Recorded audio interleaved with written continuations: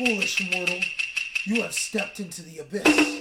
There is no one that can ever defeat me. Prepare to die. What are you doing right now, Dad? Are you crazy? Oh, your mom, that's what I'm doing. Get the hell out. What's going on with y'all, big dog? And it is an amazing day for Yu-Gi-Oh!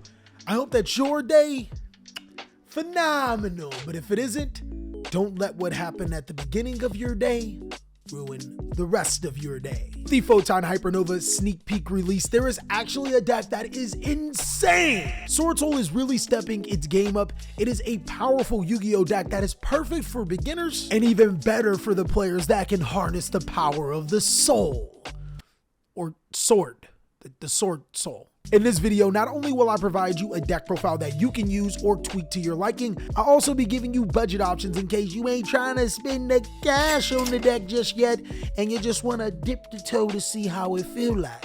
And of course, a special thanks for helping me pay my editors. Patreons will be able to see some test hands if they want to see a little bit more swole. But of course, let's go ahead and start talking about this Swordsoul deck post Photon Hypernova. They don't stand a chance. What I like about Swordsoul is that the deck is simple to learn, but the combos that you can pull off are way more than what meets the eye. There's some crazy cards in there that serve multiple purpose, and I think that type of synergy is what gives this Swordsoul deck so much power. Of course, I'm going to be breaking down this deck and showing you the meaning of every single card that I play. But while I have your attention, if you are enjoying this mat, then you can go to TheCaliEffect.com and pick up your cloth mats today. The basic cards that you're pretty much going to see in almost every single Swordsoul deck. There's 3 copies of Swordsoul Moye, 3 copies of Long Yuan right here, and 2 copies of Teny. Now, it's pretty standard to see 3 Moye, 3 Long Yuan in every single Swordsoul deck, and most players will play at least 1 copy of Teny. I strongly urge you to play 2, as there are so many crazy combos that Teny does facilitate. Personally, if I could find a way to always have a worm monster in the graveyard, I would probably play 3 because the card is just that sick. Now, there's going to go back to standard, guys. There's 3 copies of Ecclesia to get into your Moye, Teny at the appropriate situation. And then 3 copies of Swordsoul Emergence, because this deck is built on being able to get into those particular Swordsoul cards as fast as possible.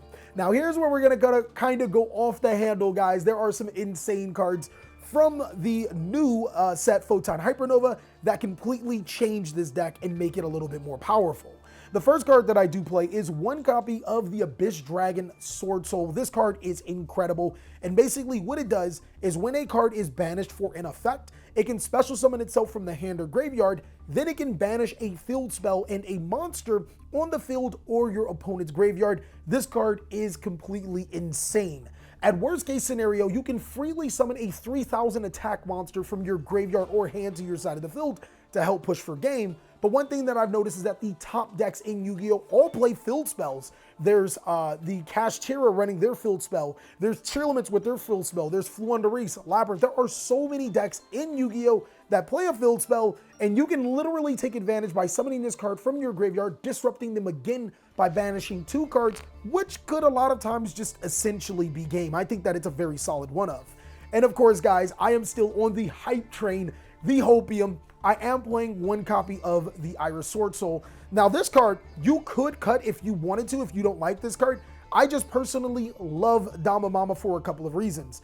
In this particular format, there are so many ways to negate monsters' effects in this particular deck that she can almost freely summon herself to the side of the field. Bestial monsters can't easily run over her as she's already 25 attack and 25 defense, but I've noticed that there are cards that special summon from the deck. Take, for example, the new Kashtira spell card. It likes to special summon from the deck. That's a draw 2 cards. Sprite Starter, that is another draw 2 cards. And then your opponent must respect that you can destroy any monster special summon from the extra deck. I really do like this card, and there are so many ways to facilitate her plays. Just 1 and 1 though. Now, I am playing the Teny engine, and the reason why I decided to stay on 3 copies of Ashina, 2 copies of Ashuda, and 2 copies of Adara is strictly because there are so many plays to be made with this particular combo. I did try it with lower counts of Teny monsters, but I absolutely love that these are free bodies to your side of the field. Vashuda is a good check to cards like Tearlamid, Ru Kalos, or your opponent's Shang-Ira or whatever they want to put to their side of the field. And also, Adara and Ashina provide you some flex plays as well as consistency for your deck. I really could not catch myself cutting these cards. They're just way too powerful right now.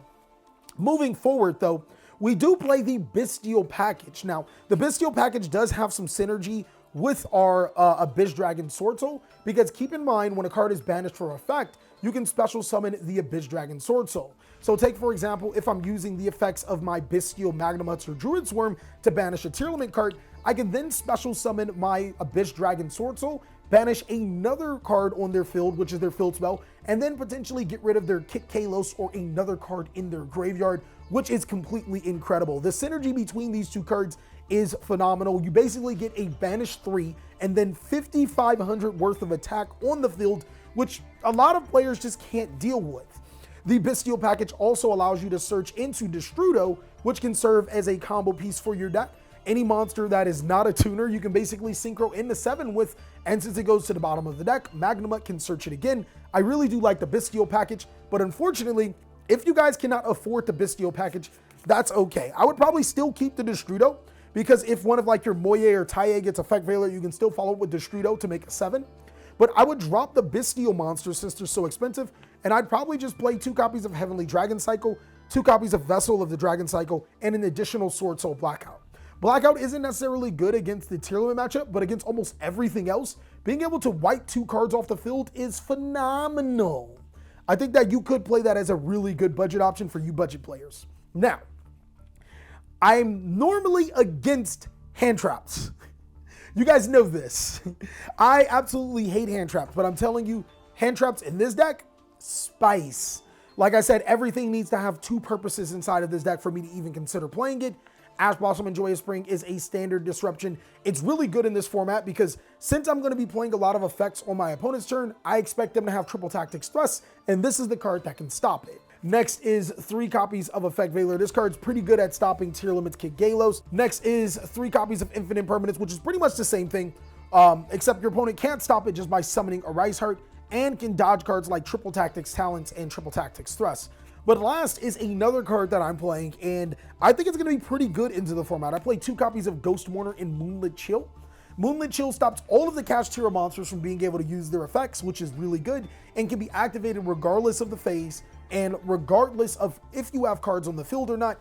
But more importantly, we play 8 negation monsters on top of monsters like Shishao, which means that this card drawn in your hand is usually live. All you have to do is negate an opponent's monster, and then you can follow with the Iris Swordsoul to be able to get resources back or destroy cards on your opponent's side of the field. It's actually incredible how these cards work synergistically with the Swordsoul Iris, but if I said that I was done there, I'd be lying.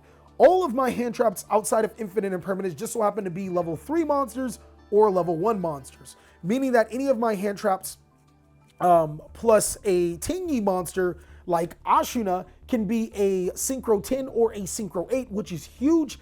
Or if I pair it with a Bestial, like my Effect Veilers with a Bestial monster, I can go ahead and Synchro for 7, which is Yazi, and then go ahead and keep playing. So that is completely insane. It is bonkers that the hand traps just play so well with this deck and multiple purposes. Now to finish up this deck, it should be no surprise, guys, Pot of Desires, because the card just says draw 2 cards with this particular deck, and then 1 copy of Swordsoul Blackout. Now I'm going to go ahead and move on into the extra deck. This is going to show you some cards that you guys might not have thought would be really good with Swordsoul. Of course, we play 1 copy of Sinister Sovereign Xing Longyuan. Now, this card could be played at 2 copies because of the Cash Tira players, but I think initially, right now, players are not going to be hitting this card. This is the Synchro monster that you want to summon every single time if you're going first. You do not want to summon Better on the Floor, though we do play Better on the Floor.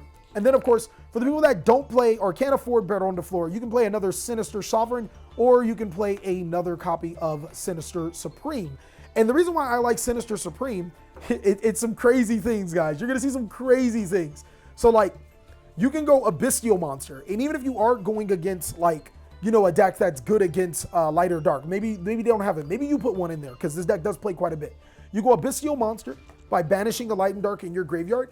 Then you trigger the effect of Xinging, being able to banish cards on your opponent's field in the graveyard. Then you can trigger the effect of your Abyss Dragon to be able to banish cards on your opponent's field in a graveyard, you can literally wipe your opponent's board by summoning this big bad puppy, and he keeps getting stronger. So that is insane to talk about. Also, keep in mind, Sinister also triggers the effect of in your graveyard, the Abyss Dragon Swordsoul. So just in case you didn't know, the last level 10 that I'm playing is new from the set. It's called Ice Jade Jymer Agreen. I apologize for saying this card's name wrong, but basically what it does is you can activate this effect, and face-up monsters you control cannot be destroyed or banished by your opponent's card effects this turn. Then, if you activated this effect in response to your opponent's card or effect activation, and your opponent has a card with a name on the field or graveyard, you can banish those cards. If a card is banished by your opponent's card effect while this card is in your graveyard, except during the damage step, you can special summon this card. So not only does this card punish bestial monsters for banishing your cards, it also punishes your opponent for trying to banish your cards with Kashtira's. It is a huge 3,000 attack monster, and you're probably wondering, how do I summon it? Well, luckily enough, all of the tokens that the Swordsoul generate, I thought was really weird, but they generate water tuner monsters, so really easy to summon this. All you have to do is just pretty much play Swordsoul to get this card to your field. For the 8s, there are 2 copies of Shishao, 2 copies of Boxia. You play 2 copies of this card. This card's ridiculous. If you're playing 2 Tyes, play 2 Boxias. 1 copy of Crimson Blader. This card is nutty against the Kashtira deck. 1 copy of Draco Berserker. If you guys cannot afford this, then play the Adamancipator Dragon Recite, the level 8 water synchro. 1 copy of Yazi, 1 copy of Shaman, 2 copies of Monk, and then 1 Wolo to be able to go into Exceeds. But now that I'm done with the main board and the extra deck, let me show you guys a couple of combos. Okay guys, so for combo number 1, I'm actually going to be showing you the importance of Teny monsters, as well as Teny and the new cards with this particular combo. All you need is Ashina and Teny. I'm going to show you exactly how it's done. What you're going to do is you're going to special summon Ashina to the side of the field, then use it for a link summon into Monk, and then activate the effect of Ashina, banishing it from your graveyard to be able to special summon Adara to your side of the field.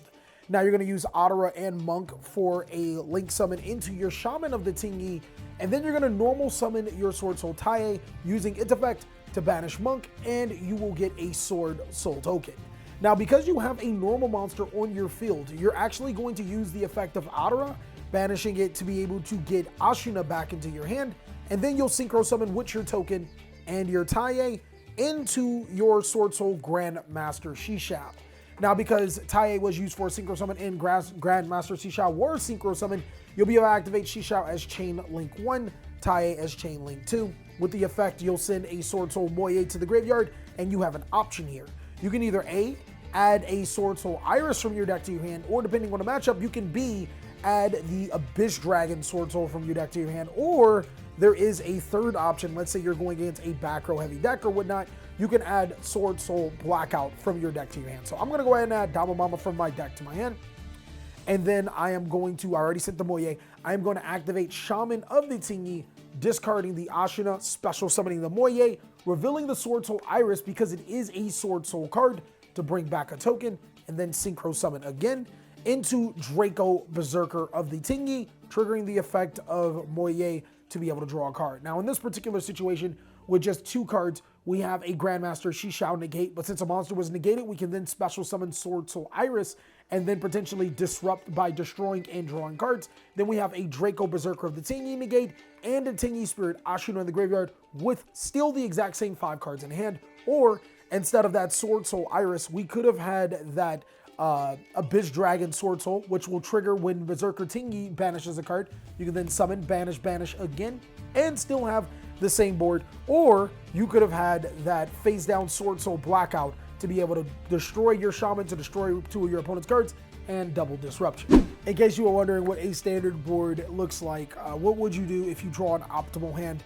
Long Yuan, Moye, and a Swordsoul monster. This card is actually the best card to have in your hand if you have Long Yuan. I'm going to show you exactly what you would do. Let's say, for example, we don't fear Nibiru.